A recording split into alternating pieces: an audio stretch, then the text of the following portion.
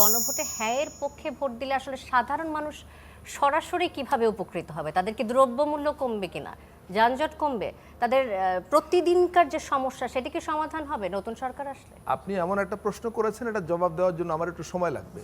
প্রথম কথা হলো যে দ্রব্যমূল্যের উপরে গণভোট হচ্ছে না সরাসরি, কিংবা রাস্তায় যানজটের উপরে গণভোট হচ্ছে না। আমার প্রশ্নটা ছিল সাধারণ মানুষ বুঝতে পারছে কিনা আসলে কিসের জন্য গণভোট আমাকে হচ্ছে। পরিষ্কার করতে দিন। গণভোট হচ্ছে আমার রাষ্ট্র ব্যবস্থার পরিবর্তনের জন্য। আমাদের যে লাগামহীন দ্রব্যমূল্য মাঝে মাঝে হয়, বিশেষত আমাদের যে সীমাহীন মিসম্যানেজমেন্ট, মানে ট্রাফিক জট থেকে শুরু করে এগুলো কিন্তু এক ধরনের, আপনি দ্রব্যমূল্যের কথা বললেন, এটা বাজার ব্যবস্থাপনা। আপনি ট্রাফিক জটের কথা বলবেন, এটা ট্রাফিক ম্যানেজমেন্টের প্রশ্ন। আর এই ম্যানেজমেন্টের দুর্বলতাটা আসলে রাষ্ট্রীয় ব্যবস্থাপনার দুর্বলতার একটা বাই প্রোডাক্ট বা একটা ফল।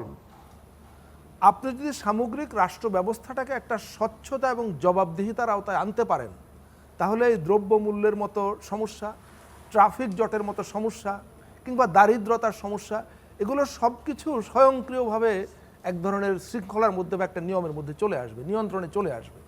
সেই জন্য আপনাকে গত 54 বছর এই রাষ্ট্র ব্যবস্থায় যে সমস্ত দুর্বলতা, যে সমস্ত সীমাবদ্ধতা আমরা চিহ্নিত করতে পেরেছি জুলাই অভ্যুত্থানের পর, সেগুলোর সমাধান করতে হবে। চিহ্নিত করে অন্তর্বর্তী সরকার কি ব্যবস্থা নিয়েছে এই এই যে গণভোটটা তার মধ্যে অন্যতম একটা প্রধান ব্যবস্থা।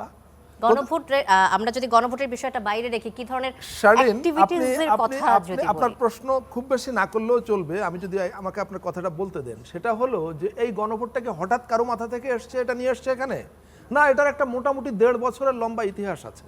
ইতিহাসটা কি আপনাকে আমি বলি, সেই সঙ্গে দর্শকরাও জানুক।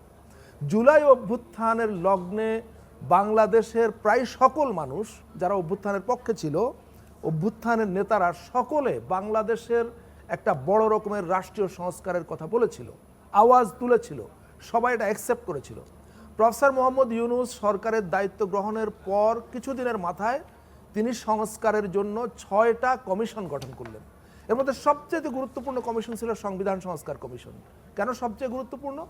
কারণ গত 54 বছরে বাংলাদেশে এই সংবিধানের দুর্বলতার সুযোগে, এই সংবিধানের নানা ফাঁকফোকর ব্যবহার করে এদেশে স্বৈরশাসন কায়েম হয়েছে। 16 বছর, জুলাই অভ্যুত্থানের আগের 16 বছর বাংলাদেশে যে ফ্যাসিবাদ ছিল, সেই ফ্যাসিবাদ কিন্তু সংবিধানের বাইরে ছিল না, সংবিধানের ভেতরে ছিল। তারা বলেছে সংবিধানের কারণে আমাদের নির্বাচন করতে হবে, তারা বলেছে সংবিধানের কারণে আমাদের পার্লামেন্ট করতে হবে, সংবিধানের কারণে আমরা এর বাইরে যেতে পারবো না। তার মানে সংবিধানটা একটা গুরুতর সমস্যা। এই সংবিধানটাকে, এর সমস্যাগুলো চিহ্নিত করে সেগুলো দূর করতে হবে। এজন্য সংবিধান সংস্কার কমিশন করা হয়েছে প্রখ্যাত রাষ্ট্রবিজ্ঞানী, সংবিধান বিশেষজ্ঞ, আইনজ্ঞ তাদেরকে নিয়ে। এবং আরও 5টা কমিশন করা হয়েছিল। নির্বাচন ব্যবস্থা সংস্কার কমিশন, বিচার ব্যবস্থা সংস্কার কমিশন, জনপ্রশাসন ব্যবস্থা সংস্কার কমিশন, পুলিশি ব্যবস্থা সংস্কার কমিশন এবং দুর্নীতি দমন ব্যবস্থা সংস্কার কমিশন।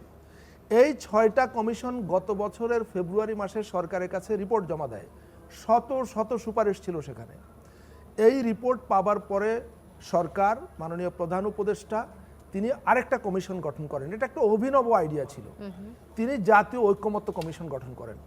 এটা দুনিয়াতে বিরল, এ ধরনের এক্সাম্পল নাই যে একটা ন্যাশনাল কনসেনসাস ক্রিয়েট করবার জন্য একটা কমিশন গঠন তিনি করলেন। তিনি নিজে সেই কমিশনের প্রধান হলেন এবং কমিশনের সহসভাপতি হিসাবে আন্তর্জাতিকভাবে খুবই সুপরিচিত রাষ্ট্রবিজ্ঞানী প্রফেসর আলী রিয়াজকে ওটার সহসভাপতি করলেন এবং বাকি 6টা কমিশনের প্রধানদেরকে ওটার সদস্য করলেন।